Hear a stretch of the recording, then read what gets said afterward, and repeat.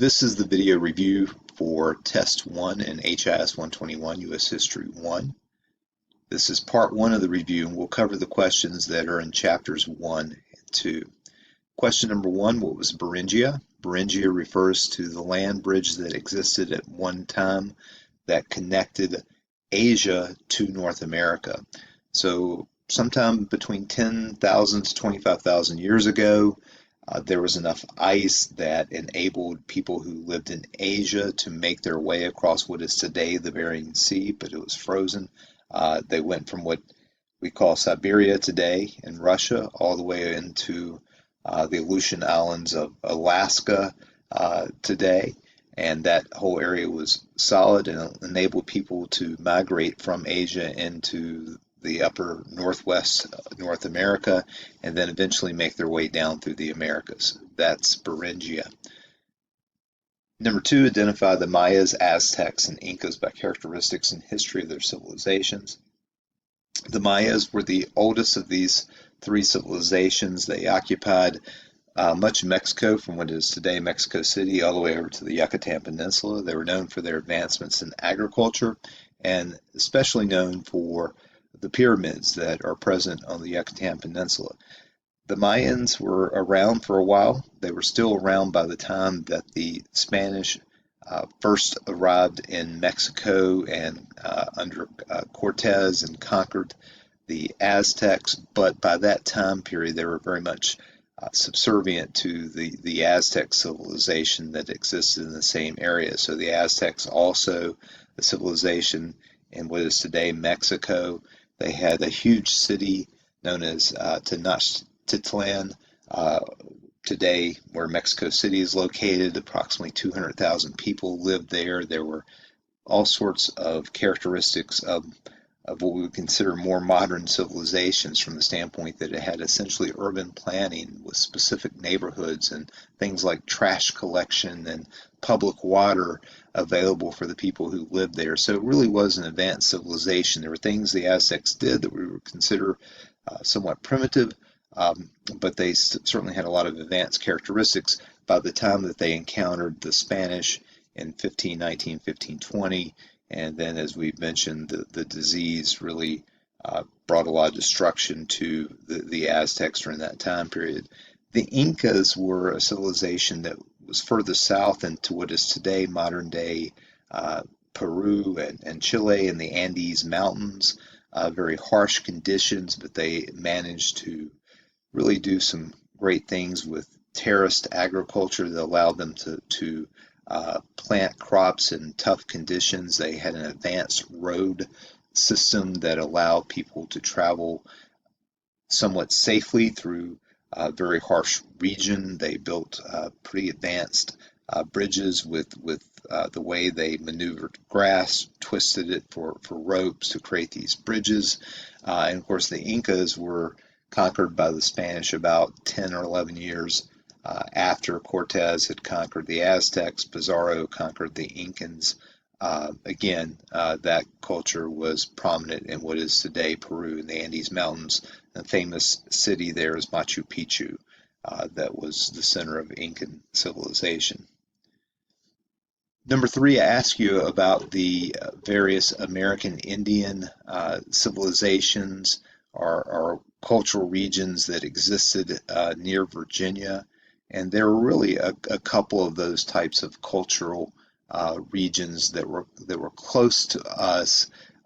We do talk about some specific civilizations that existed near Virginia, but the cultural regions that were near there included what is called the Southeast culture, and then of course the Eastern Woodland culture. And from that, the Hopewell Indian civilization occupied the Virginia region, and so there were several connected tribes as part of that civilization, like the Powhatans, that European settlers, especially the English, would encounter when they came to what is today Virginia.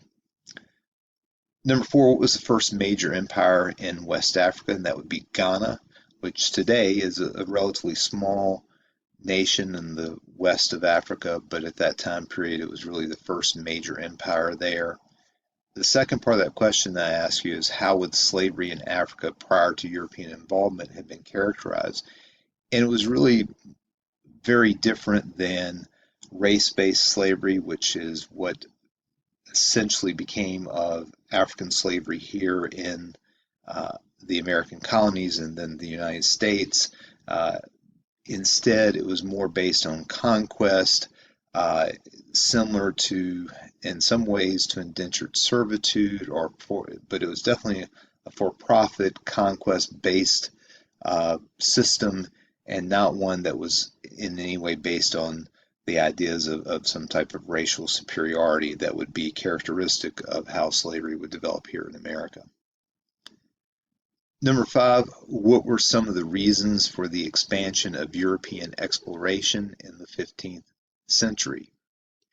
As I mentioned in the question itself, if you look at the slides, that slide number 3 in chapter 2 lists several factors that led to the expansion of European exploration. A lot of it was based on technology and the availability of capital needed to support this, but we talked about things that there were better ships, there were better navigational instruments, the more nations existed as opposed to local kingdoms that allowed for more financial support for exploration. There were the desire to expand trade in Europe to, especially to Asia. There was this belief that through exploration that these countries could bring back lots of riches, which turned out to be the case for the Spanish. And also there was this religious aspect to it, the desire to spread Christianity to those areas where Christianity did not exist during that time period, these new areas, this new world that the Europeans were very eager to explore. Question number 6, who was Prince Henry the Navigator? He was a Portuguese uh, explorer and developer of a lot of this technology that improved uh, sailing and the types of ships and the technical instruments that they had as far as navigation goes, that improvements in maps and things along those lines. So Prince Henry the Navigator, an important contributor to Portuguese exploration based on some of the things he did related to sailing. Of course, the second part of that, what did Christopher Columbus do for Spain? Christopher Columbus, although he was Italian, he sailed for Spain and, of course, was the first European to make significant contact with the Americans American Indians and natives of the Americas. And he did that by making his way initially to part of the Bahamas in 1492 and then made other journeys back to the New World and including landing at what is today Hispaniola, the island that contains both the Dominican Republic and Haiti. Number 7, what was the Treaty of Tordesillas? And I mentioned in parentheticals the line of demarcation. And that is the treaty that the Pope basically negotiated between two nations, Portugal and Spain. And we said those two Iberian nations were the European nations that were really at the forefront of exploration of the New World. And the Treaty of Tordesillas by the Pope essentially separated the world into two spheres, two halves, that one to the west would go to the Spanish and one to the east would go to the Portuguese. And the line to the east of the Treaty of Tordesillas, the line of demarcation, went through the eastern part of South America. So to the east of that would be what today is Brazil, the largest Portuguese-speaking nation in the world. And then it would include portions of West Africa where the Portuguese were very influential in the development of that region. Then to the west, especially as it relates to South America, that would go to the Spanish. And of course, the Spanish had huge influence on the Americas, especially from what is today Mexico south. And so part of that is attributable to this Treaty of Tordesillas from 1494 that divided the region between the Spanish and the Portuguese. Number 8, who were Cortez and Pizarro? I've mentioned them briefly before. Hernando Cortez was the conquistador who conquered the Aztecs in Mexico, and then Francisco Pizarro was the Spanish conquistador who ended up conquering the Incas in what is today Peru. Number 9, what was the Reformation? That refers to this radical revolution that occurs within Christianity in Western Europe. Prior to the Reformation, if you were, for several hundred years, if you were a Christian in Western Europe, you were part of the Catholic Church. However, there were individuals that we'll talk about in just a moment who started to question some of the practices of the Catholic Church, and that brought about these radical changes that resulted in a split within the Western Christian Church in Western Europe. And so we had not only just the Catholic Church, but also a whole series of what we call Protestant denominations that were part of this Reformation that had different theological underlying points. And a couple of the important individuals are also mentioned in question number 9, Martin Luther and John Calvin. Martin Luther was the German monk who is credited with starting the Protestant Reformation because he nailed the 95 Thesis to the door of the church in Wittenberg, Germany. Luther, upset about how the Catholic Church had basically sold what was known as indulgences to help raise money to build St. Peter's Basilica in Rome. He did not believe it was consistent with Scripture, and so he voiced his discontent with that. His theological principles start to spread through publication of his writings and his thoughts, and the fact that the church didn't quite know how to handle him. And suddenly Martin Luther had lots of support from various German princes, and his ideas spread to other parts of Western Europe. John Calvin, another leader in the Reformation, he had a different approach. He believed that the church should actually be in control of the state, and so he established for a time in Geneva, Switzerland, what he called a Bible Commonwealth. And he had different theological beliefs than Luther, one of which was the idea of predestination, that it was already determined whether someone was going to go to, in the Christian belief, to heaven or to hell, and that was already established, that the person couldn't do anything to actually change that, and that would be a primary theological belief for those individuals who we're going to talk about called the Puritans, who would end up settling in what would be the New England colonies of America. Number 10, what led to the English Reformation? While theology was the primary catalyst for reforming religion in many places in Western Europe during this Reformation, in England it was a little bit different. What led to that Reformation was the English king at the time, Henry VIII, had been married multiple times and had a variety of children from different mothers, but one of his early marriages was to a woman named Catherine of Aragon. He had gotten special dispensation from a previous pope to marry Catherine. She was the widow of his Henry's brother. And then, because she did not produce a male heir, he wanted to divorce her, and the pope that was ruling at that time, a different pope, would not agree to annul the marriage or grant a divorce. So Henry decided he would start his own church, and that became the Church of England. The second part of that question, who were the Puritans? They theologically aligned with John Calvin. They were the Calvinists, but they were vehemently opposed to things that went on in the Church of England. They believed it was still too close to the Catholic Church. One group of Puritans believed things were so bad that the church could not be saved, and they were known as the Separatists, and they faced quite a bit of persecution, and so they ended up actually traveling to Holland, basically in exile, and they would be the group that would settle Plymouth in North America, the second permanent colony after that one was established here in Virginia at Jamestown. The other group of Puritans still tried to stay in England and work to remedy the church, and that would be the group that would end up selling to North America about a decade after the separatists, and they would establish the much larger Massachusetts Bay colony. Number 11, what was the Spanish Armada?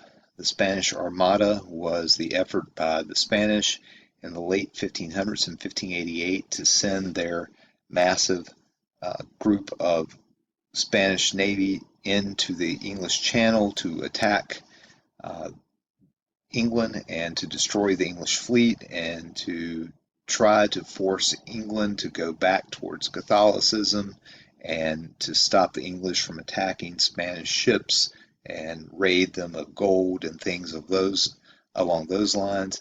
And it turned out to be a military disaster for the Spanish. The British ships were more maneuverable, and there was also terrible weather, and that really decimated the Spanish Navy and really led the way to the English being the preeminent power in the world instead of the Spanish after 1588. Second part, number 11, what happened at Roanoke Island? Roanoke Island was an effort by the English to establish a permanent colony in North America. Roanoke Island is in what is currently North Carolina.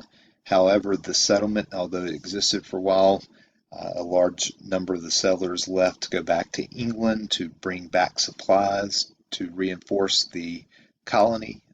When they got back, they could not find the individuals they had left behind.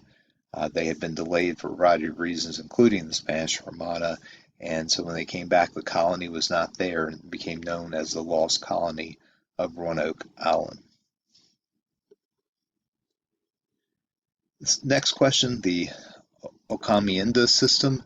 That was a system that the Spanish used to encourage individuals to make their way to the New World. It was also a way for the Spanish to reward those who traveled to the New World. It was an economic system that allowed the people who settled in South America and North America not only to get property, but also promised them labor.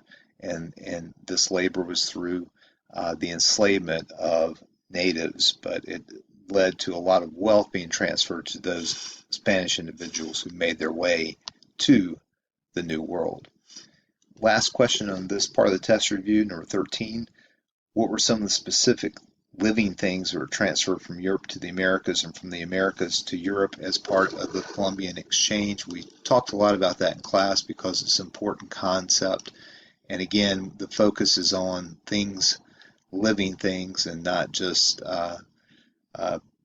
general things, but very specific things. If you look at slide number 25, in chapter 2 slides, I give you a whole list of things that went from Europe, which was known as the Old World, to the Americas, and that would include things like smallpox, which was hugely significant in the ability of the Spanish conquistadors and later settlers to conquer Indians, because the American Indian populations were decimated by smallpox, mumps, and other diseases.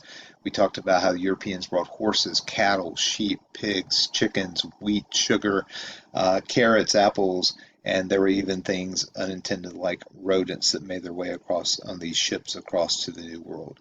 Going back the other way, we talked about things like chocolate and beans and turkeys and potatoes and tobacco and corn, peanuts, squash, pumpkins. All those things became introduced back to the Old World. They came from the Americas, went back to Europe, and that whole connection would be vital to trade between the Old World, Europe, and the New World, the Americas, especially later on with the establishment of slavery and the competition between European nations here in North America. That's the end of part 1 of the HIS 121 Test 1 review.